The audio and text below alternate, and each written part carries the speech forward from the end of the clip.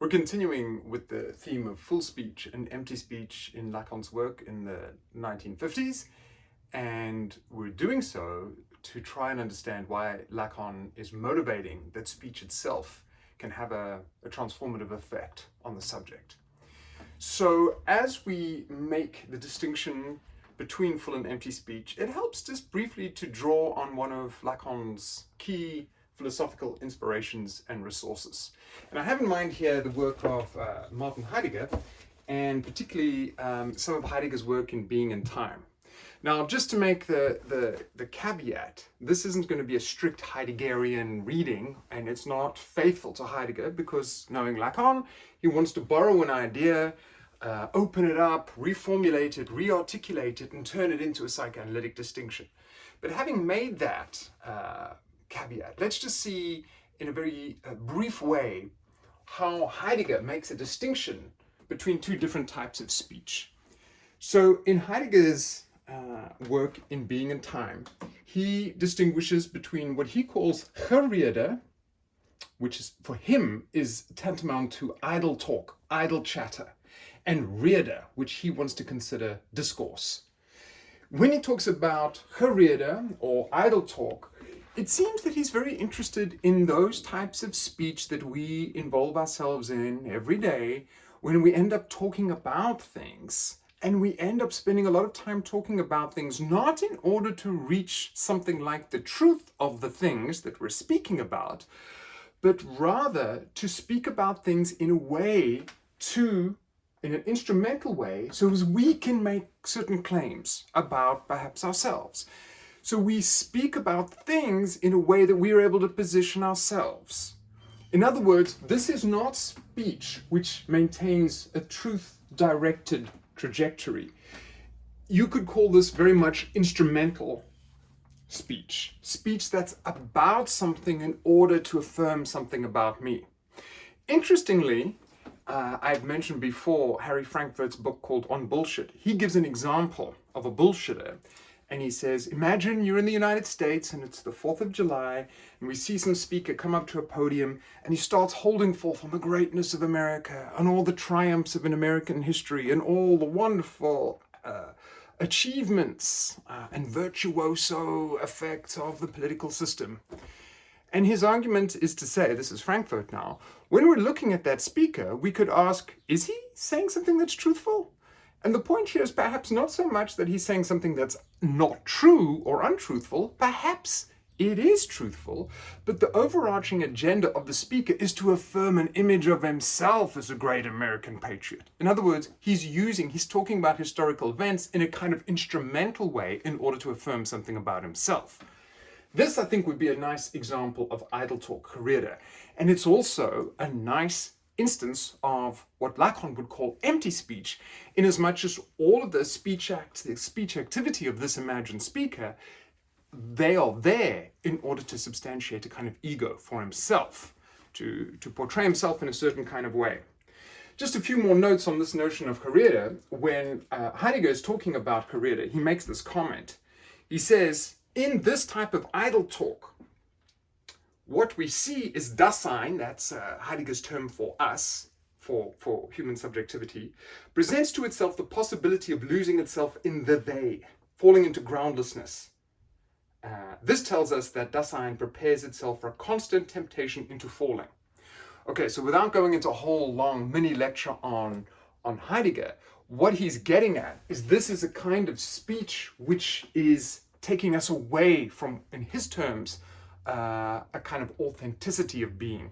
When he says it takes us towards the they, it means it takes us into a kind of public common sense understanding of things, rather than taking us towards what we are able to attain when we use rede, discourse. In other words, this is a type of speech which takes us to the being in the world. It takes us to the truth of things and how they may be disclosed in their very being. So here's a little quote from Heidegger. Rede for him is a type of speech as discourse. And for him, this is foundational to language. And the way I've tried to describe it is that this does entail an important truth trajectory. Whereas with idle talk, we're kind of talking around things to position ourselves. And the truth of those things is less important than what we do, how we use them in an instrumental way.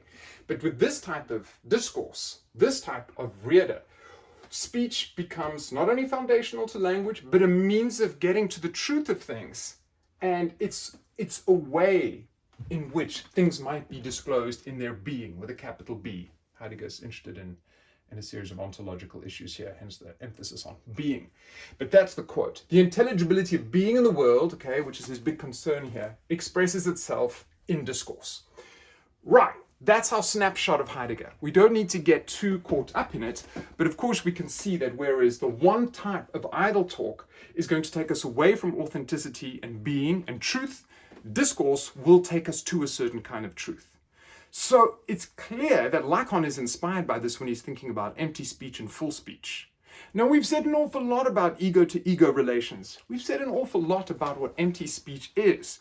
So now the task is to start to think about, well, how will we ever get to this thing that he considers to be full speech? I've already made that qualification that full speech is not going to be a kind of little gem of truth just delivered.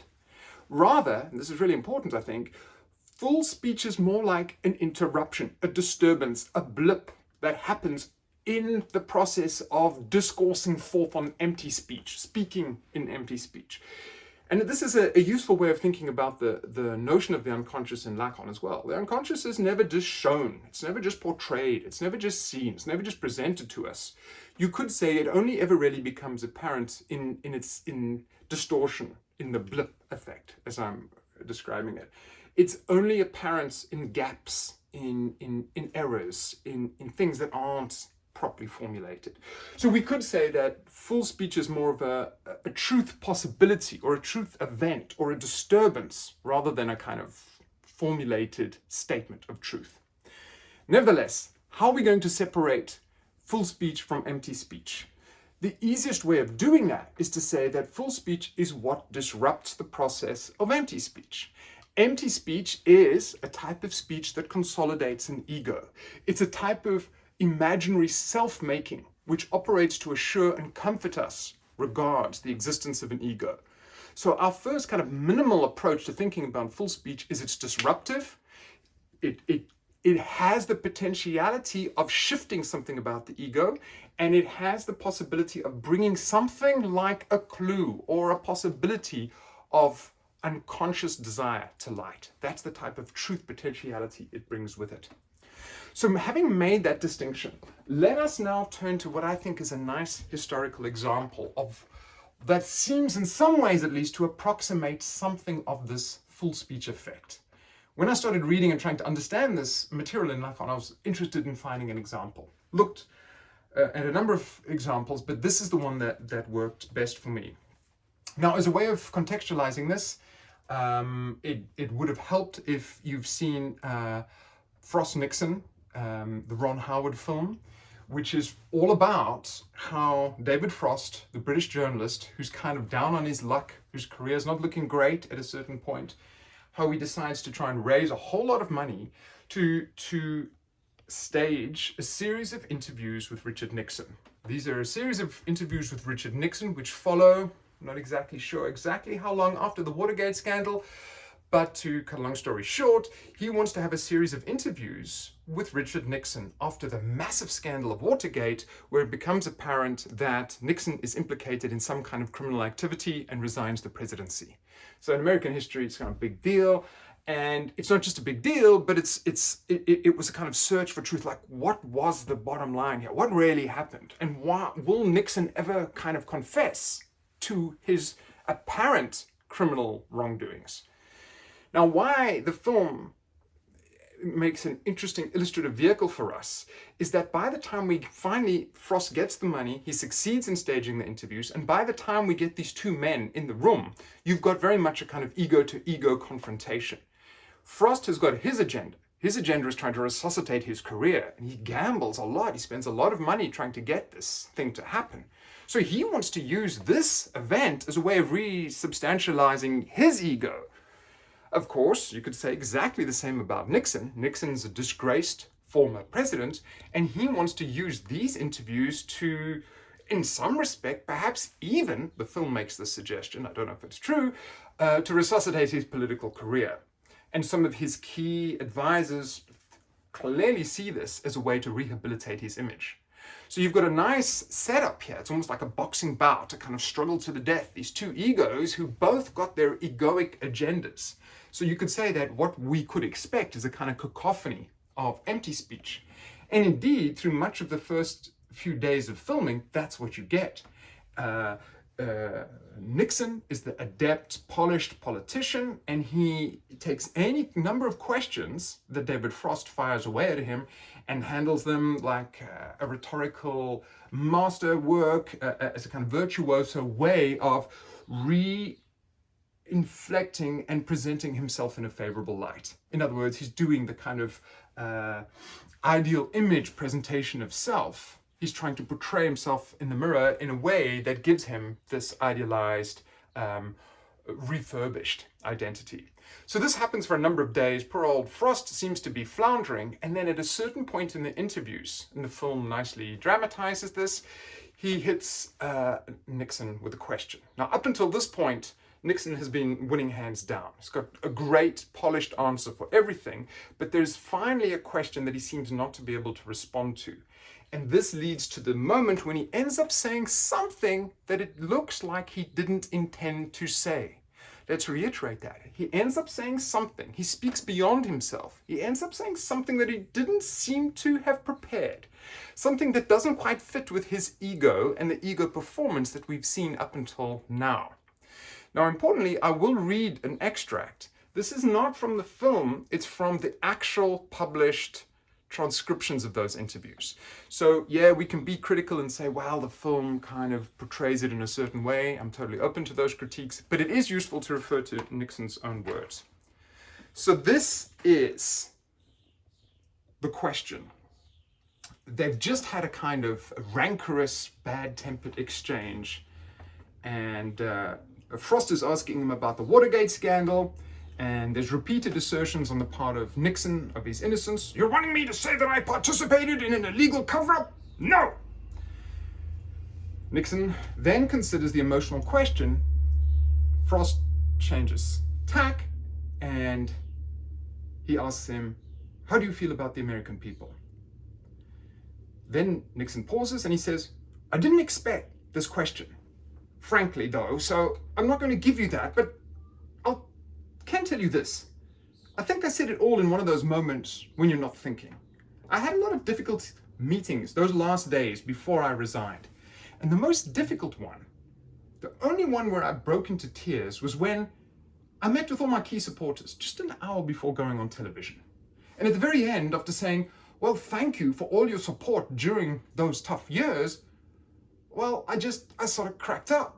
I started to cry, I pushed my chair back, and I blurted it out. I said, I'm sorry, I just hope I haven't let you down.